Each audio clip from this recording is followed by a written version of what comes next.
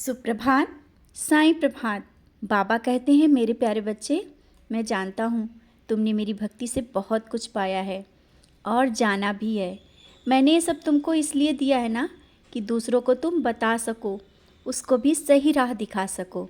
बच्चे, अपने मन में भक्ति और ज्ञान का अहंकार कभी मत लाना।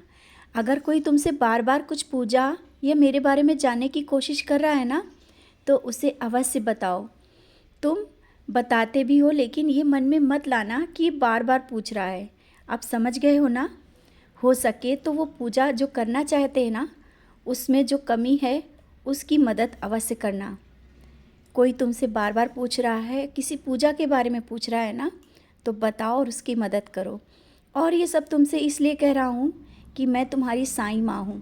पहले से ही समझाना चाहता हूँ कि तुम भूल कर भी कोई गलती ना करो। और मैं तो तुम्हें वो ज्ञान और भक्ति का भंडार देने वाला हूँ जिसे तुम जितना बांटोगे ना, उतना ही बढ़ता जाएगा। और कुछ दिनों से तुम्हारे मन में विचार आ रहा है ना कि तुम किसी को सचरित दो, तो अवश्य दे देना, क्योंकि ये विचार तुम्हारे मन में मैंने ही डाला है। जो कुछ जीवन में समस्याएं चल रही है ना, उसका समाधान जल्दी हो जाएगा।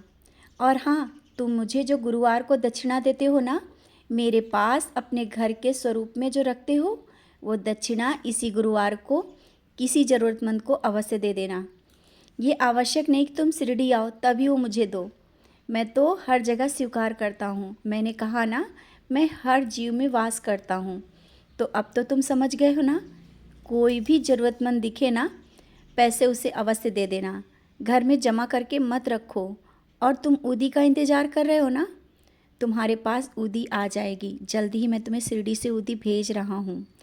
ऊदी के आते ही तुम्हारे जीवन में जो समस्याएं चल रही हैं, धीरे धीरे सब दूर होंगी।